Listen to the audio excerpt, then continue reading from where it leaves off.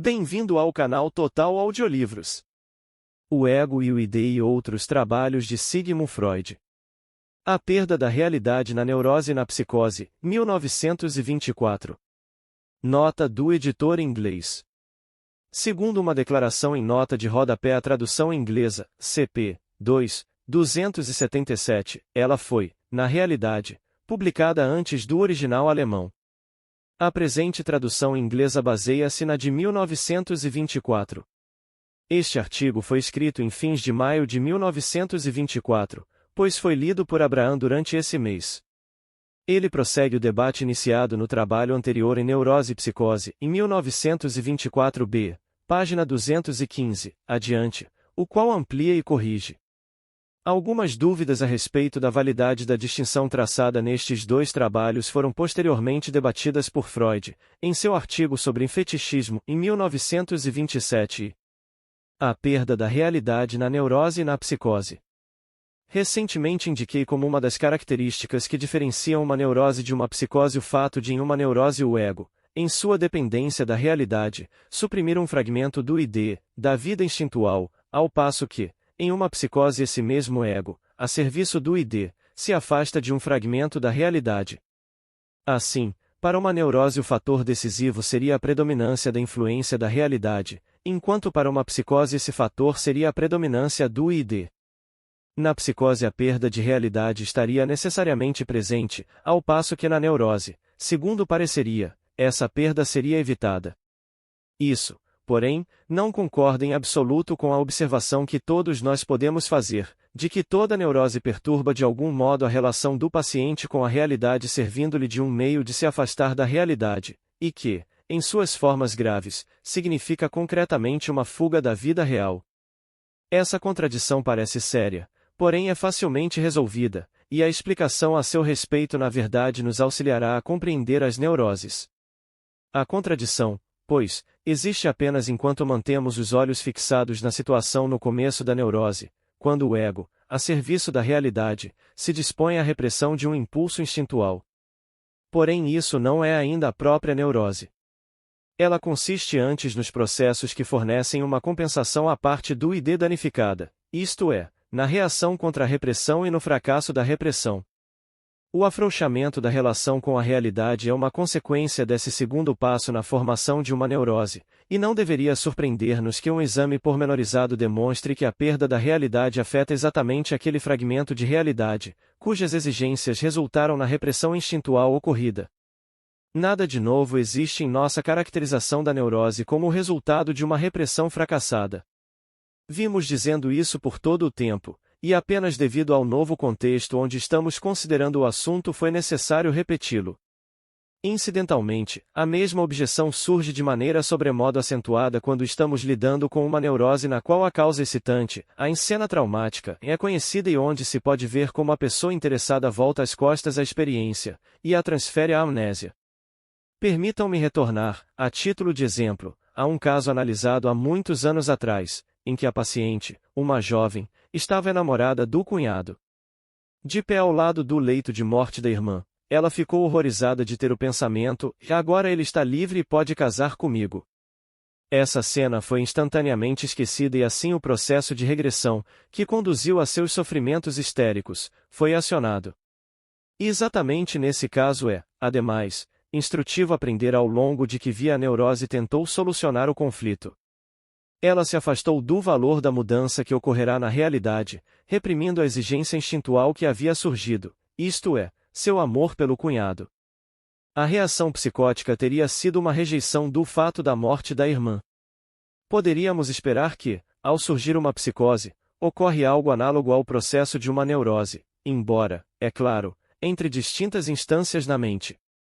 Assim, poderíamos esperar que também na psicose duas etapas pudessem ser discernidas, das quais a primeira arrastaria o ego para longe, dessa vez para longe da realidade, enquanto a segunda tentaria reparar o dano causado e restabelecer as relações do indivíduo com a realidade às expensas do ID. E, de fato, determinada analogia desse tipo pode ser observada em uma psicose. Aqui há igualmente duas etapas, possuindo a segunda o caráter de uma reparação. Acima disso, Porém, a analogia cede a uma semelhança muito mais ampla entre os dois processos. O segundo passo da psicose, é verdade, destina-se a reparar a perda da realidade, contudo, não às expensas de uma restrição com a realidade, senão de outra maneira, mais autocrática, pela criação de uma nova realidade que não levanta mais as mesmas objeções que a antiga, que foi abandonada. O segundo passo, portanto, na neurose como na psicose, é apoiado pelas mesmas tendências. Em ambos os casos serve ao desejo de poder do id, que não se deixará ditar pela realidade. Tanto a neurose quanto a psicose são, pois, expressão de uma rebelião por parte do id contra o mundo externo, de sua indisposição, ou, caso preferirem, de sua incapacidade, a adaptar-se às exigências da realidade, à yang e necessidade.